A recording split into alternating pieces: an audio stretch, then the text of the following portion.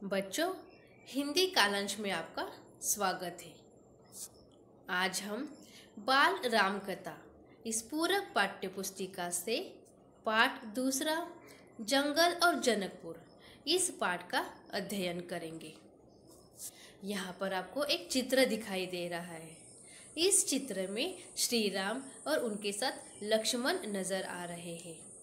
पिछले कालांश में हमने पाठ पहला अवधपुरी में राम इस पाठ में देखा कि महर्षि विश्वामित्र महाराजा दशरथ के पास श्री राम को मांगने के लिए आए थे, लेकिन महाराजा दशरथ ने श्री राम को उनको सौंपने से मना किया। महर्षि विश्वामित्र चाहते थे कि वह एक अनुष्ठान कर रहे थे और उस अनुष्ठान में कुछ राक्षस थे जो बाधा डाल रहे थे और उनका संहार करने के लिए श्री राम को वो लेकर जाना चाहते थे, लेकिन महाराजा दशरथ ने उनको देने के लिए इनकार कर दिया।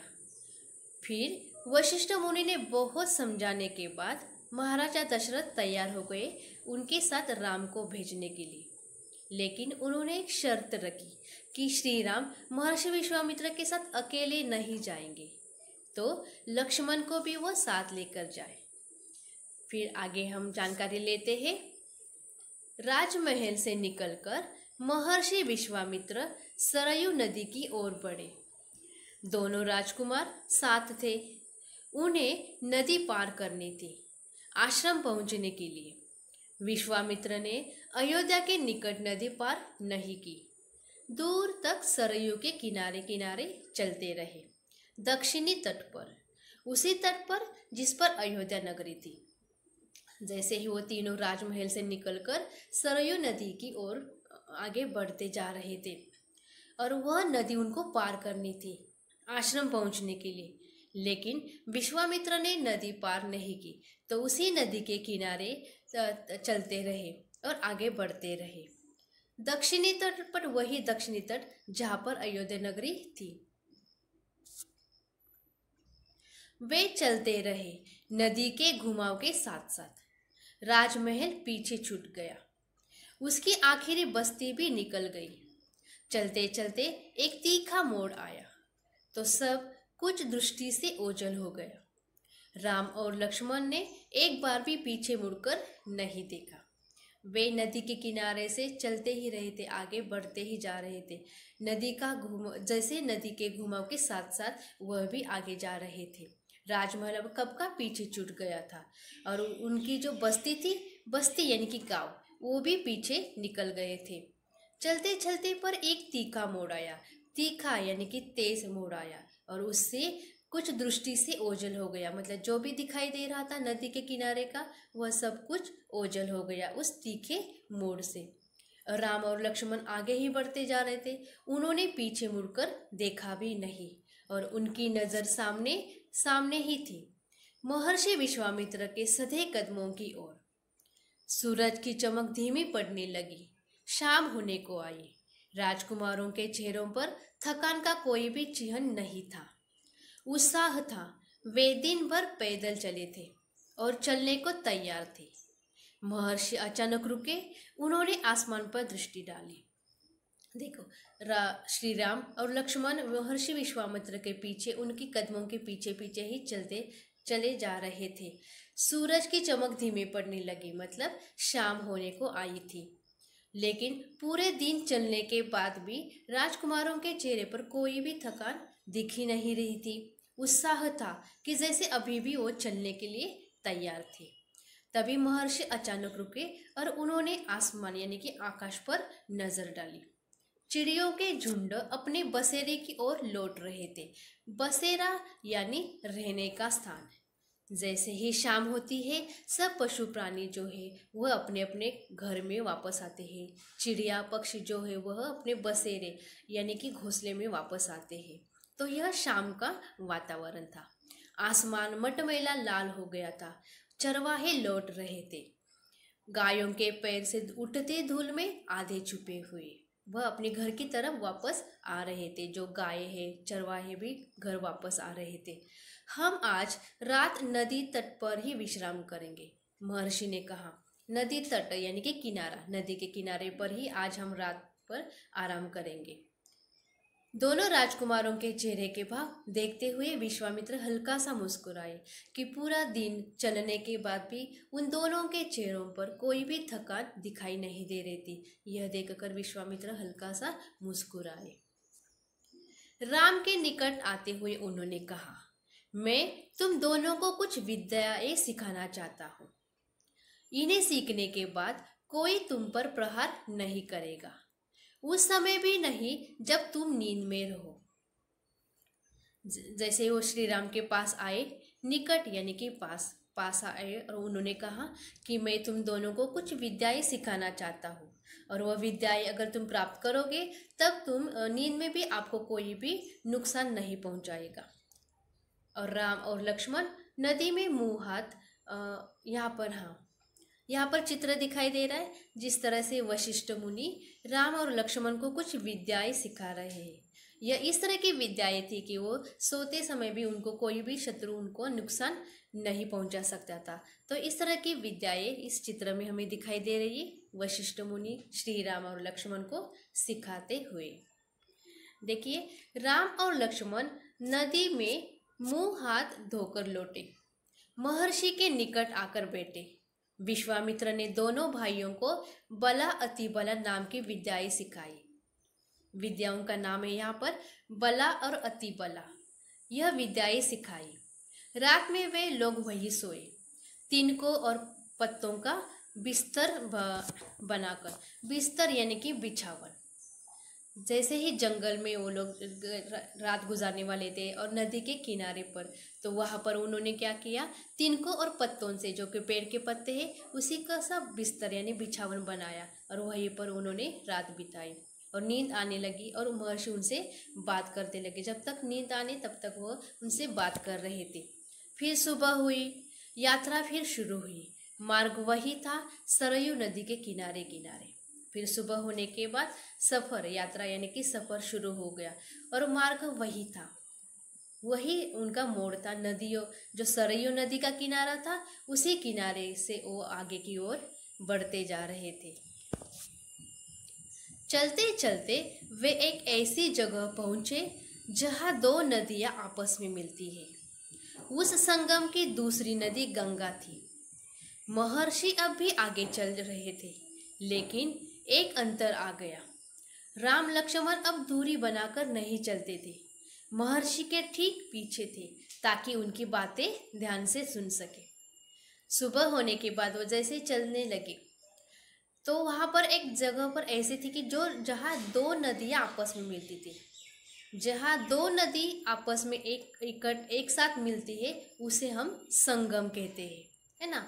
तो एक तो सरयू नदी थी और दूसरी जो नदी थी वह गंगा नदी थी।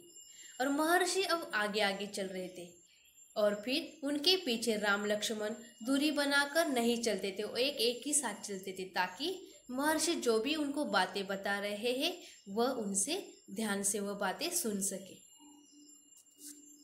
देखिए, यहाँ पर इस चित्र में दिखाई दे रहा है दोनों तरफ से, एक दाहिने और एक बाएं, है ना, जिसे हम लेफ्ट और राइट कहते थे।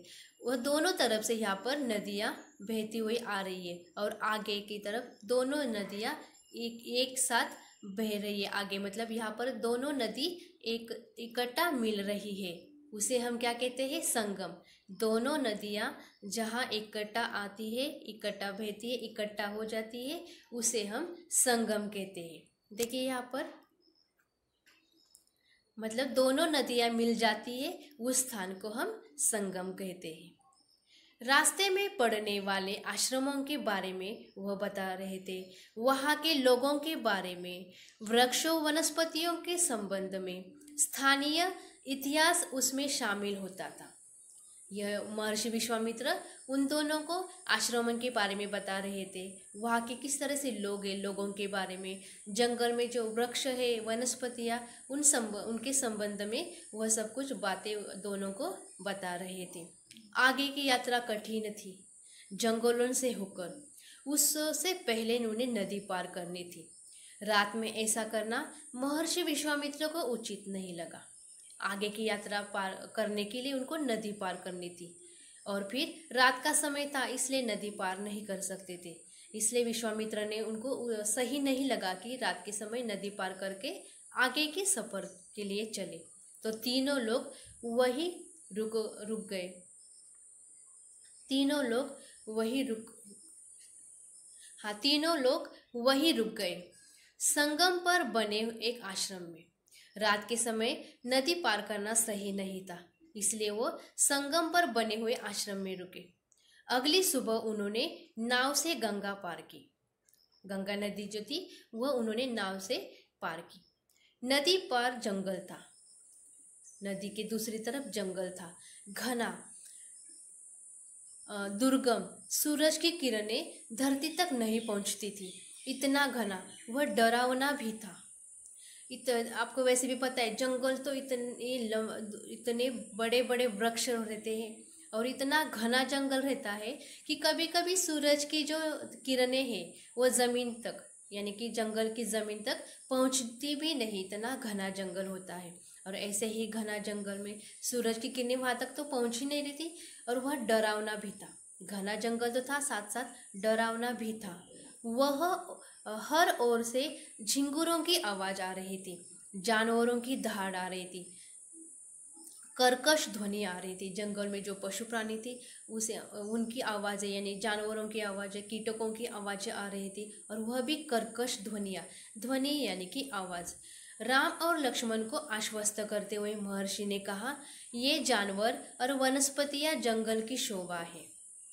ये आवाज़ सुनकर उन्होंने उनको आश्वासन, भरोसा देते हुए कहा कि ये जो जानवर है और यह जो वनस्पतियां है, यह जंगल की शोभा है। इनसे कोई हमें डर नहीं है। असली खतरा राक्षसी ताड़का से है, वह यही रहती है। तुम्हें वह खतरा हमेशा के लिए मिटा देना है। वह बोल रहे थे कि जंगल में रहने वाले जो पशु पक्षी हैं, प्राणी हैं, उनसे हमें कोई खतरा नहीं है, ना कि कोई डर है। तो डर तो असली है, असली खतरा तो वही है जहाँ इस जंगल में ताड़का नामक राक्षसी रहती है, और उसे ही आपको मिटा देना है।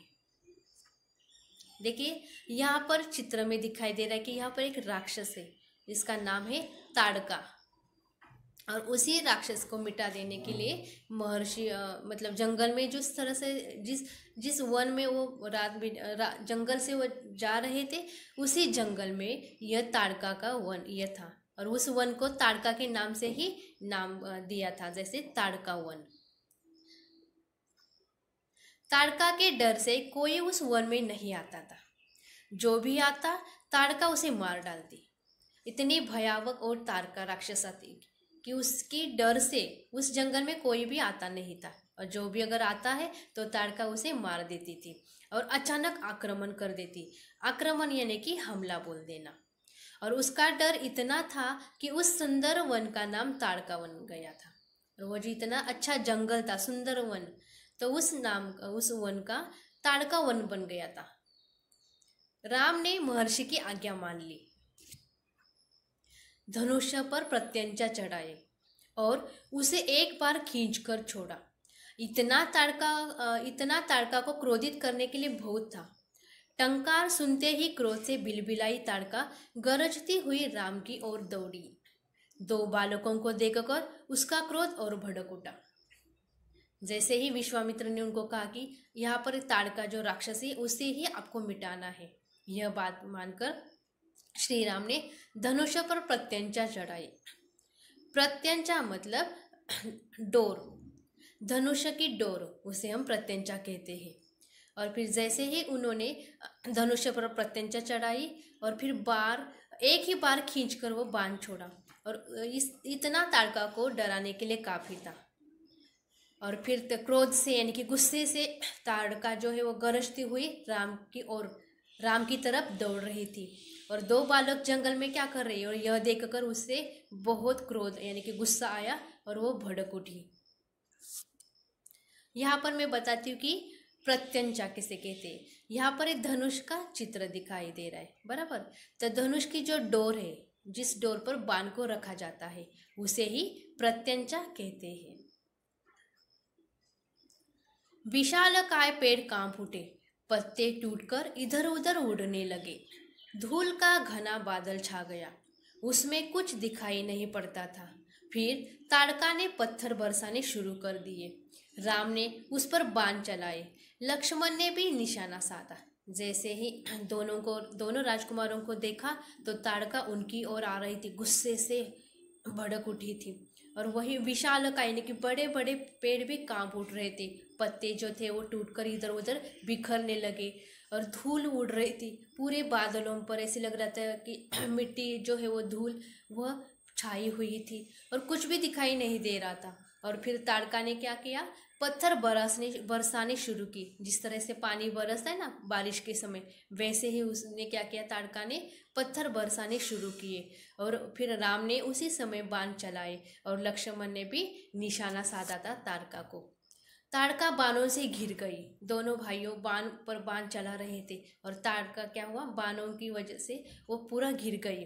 राम का एक बाण उसके हृदय में लगा, वह गिर पड़ी, फिर नहीं उठ पाई। एक ही बाण उसके लिए काफी था। जैसे ही राम ने उनके यहाँ पर बाण चलाया, उनका बाण हृदय में लगा और वह गिर पड़ी, फिर उठ ही नहीं पाई। विश्वामित्र बहुत प्रसन्न हुए। उन्होंने राम को गले लगा लिया। उन्होंने दोनों राजकुमारों को 100 तरह के नए अस्त्र शस्त्र दिए, उनका प्रयोग करने की विधि बताई और उनका महत्व भी समझाया। यहाँ पर जैसे ही ताड़का फिर उठी नहीं, मतलब वो उसकी मृत्यु हो गई। और यह देखकर विश्वामित्र बहुत खुश हुए और उन्होंने राम को गले लगाते हुए फिर दोनों को और भी 100 तरह के अलग अलग शस्त्र और अस्त्र दिए और किस तरह से उनका प्रयोग करना है विधि भी बताई, यानी कि किस तरह से इस्तेमाल करना है, उनका महत्व भी समझाया। महर्षि का आश्रम वहां से अधिक दूर नहीं था। महर्षि विश्वामित्र का आश्रम वहां से दूर नहीं था, लेकिन तब तक रात हो चली थी। विश्वामित्र ने वह दूरी अगले दिन तय करने का निर्णय लिया। ताड़का मर चुकी थी और उसका भय नहीं था। तीनों ने रात वही बिताई, ताड़का वन में, जो अब पूरी तरह भयमुक्त था। जैसे ही ताड़का की मृत्यु हुई, अब उस जंगल में कोई राक्षस का खतरा नहीं था, यानी कोई डर नहीं था। और ये जो महर्षि थे विश्वामित्र, उनका आश्रम भी वहीं से दूर नहीं था, लेकिन रात हुई थी, इसलिए रात का सफर करना उन्होंने सही नहीं समझा। फिर उन्होंने समझा कि दूसरे अगले दिन ही सफर, यानी कि दिन होने के बाद ही फिर वो अपने आश्रम की ओर जा सकते हैं, आगे बढ़ सकते हैं। फिर तीनों ने फिर उसी जंगल में रात बिताई, जो कि ताड़का वन का जंगल था। लेकिन अब वह पूरी तरह से भयमुक्त था, कोई भी किसी प्रकार का डर नहीं था, क्योंकि जो डर था ताड़का का, उसे तो राम ने मारा था। सुबह जंगल बदला हुआ था। अब वह ताड़का वन नहीं था, क्योंकि ताड़का नहीं थी। भयानक आवाजें गायब हो चुकी थी। पत्तों से गुजरती हवा थी, उसकी सरसराहट का संगीत था, चिड़ियों की चहचहाट थी, शांति थी, तस्वीर बदल गई थी। जिस तरह से ताड़का थी, तब जंगल में जो एक डर था, जो भयावह डर था, वह अभी नहीं था, क्योंकि पूरी तरह से जंगल बन गया था। अब वो ताड़का वन नहीं था। वो जो भयानक जो आवाज़ें आ रही थी, राक्षस जो मायावी होते हैं, उनकी जो आवाज़ें थी, वह अब नहीं थी, वो गायब हो गई थी। फिर पत्तों से गुजरती हवा, उसकी सरसराहट, मतलब एक मनोरम्य जो दृश्य था, जो वो जंगल का भी बन चुका था। चिड़ियों की चहचहाट थी, शांति थी, जंगल की पूरी तस्वीर अब ताड़का का वध होने से वही जंगल सुंदर वन बन गया था। आगे देखिए बच्चों, यहाँ चित्र एक घने जंगल का दिखाई दे रहा है। यह जंगल इतने घने होते हैं कि सूरज की किरणें जमीन तक पहुँच ही नहीं पाती है। इतने बड़े बड़े महाकाय जैसे विशाल वृक्ष जंगल में होते हैं और उसी वृक्षों से यह जंगल जो है घना होता है। तो यहाँ पर वो जंगल का चित्र हमें यहाँ दिखाई दे रहा है। आगे देखिए, सिद्धाश्रम का अंतिम पड़ाव था महर्षि का आश्रम। रास्ता छोटा भी था, मनोहारी भी। प्राकृतिक सौंदर्य का आनंद लेते तीनों लोग जल्दी ही आश्रम पहुंच गए। आश्रमवासियों ने उनकी अगवानी की, अभिनंदन किया। उनकी प्रसन्नता दुगनी हो गई थी। सिद्धाश्रम आश्रम, जो कि महर्षि विश्वामित्र का आश्रम था, उन्होंने उसे सिद्धाश्रम नाम दिया था। वो आश्रम तक जाने के लिए रास्ता छोटा था और फिर मनोहारी भी था और प्राकृतिक सौंदर्य का आनंद लेते तीनों लोग आश्रम पहुंच गए। वहाँ के जो आश्रमवासी थे उन्होंने उनकी अगवानी की और अभिनंदन भी किया। उनकी प्रसन्नता दुगनी हो गई थी क्योंकि महर्षि विश्वामित्र वापस आए थे और साथ ही उनके राम लक्ष्मण भी आए थे उनके साथ, इसीलिए उनकी खुशी दुगनी हो गई थी। विश्वामित्र यज्ञ की तैयारी में लग गए, जो कि वो अनुष्ठान करना चाहते थे उनकी तैयारी में वो लग गए। अनुष्ठान प्रारंभ हुआ। अनुष्ठान यानी यज्ञ। यज्ञ प्रारंभ हुआ। आश्रम की रक्षा की जिम्मेदारी राम लक्ष्मण को सौंपकर महर्षि आश्वस्त थे। उनको भरोसा था कि राम लक्ष्मण अभी आए तो अनुष्ठान में कोई भी बाधा नहीं हो सकती। अनुष्ठान अपने अंतिम चरण में था, पूरा होने वाला ही था कुछ ही दिनों में। और जो यज्ञ जो वो कर रहे थे, अनुष्ठान जो कर रहे थे, वह अंतिम चरण में था, अब पूरा ही होने वाला था। कुछ दिनों में अनुष्ठान पूरा ही होने वाला था। यहाँ पर बच्चों देखिए, यहाँ पर चित्र दिखाई दे रहा है। पहले के ज़माने में जैसे ये ऋषि मुनि है, वह उनके आश्रम जंगल से दूर, गांवों से दूर नदी किनारे या जंगलों के परिसर में यह अपने आश्रम बनाते थे। और वहाँ पर जो आश्रम, इस चित्र में आपको 2 कुटिया भी दिखाई दे रही है और उसी के सामने यह ऋषि मुनि जो है अपना अनुष्ठान यानी कि यज्ञ आरंभ कर रहे हैं। जिस तरह से ऋषि यहाँ पर जैसे महर्षि विश्वामित्र अनुष्ठान में कोई बाधा न होने के लिए उन्होंने राम को अगवानी की थी, यानी कि उन्होंने राम को जिम्मेदारी सौंपी थी कि उनका जो अनुष्ठान है वो किसी बाधा युक्त अच्छे से आरंभ हो और ख़त्म भी हो। इस तरह का यहाँ पर हमें दिखाई दे रहा है कि यह जो ऋषि मुनि है वह अपना अनुष्ठान प्रारंभ कर रहे हैं। तो बच्चों, यह हमारा इस पाठ का जंगल और जनकपुर पाठ का आधा हिस्सा था। जो अभी हमारा शेष भाग है वह हम अगली कालांश में करेंगे।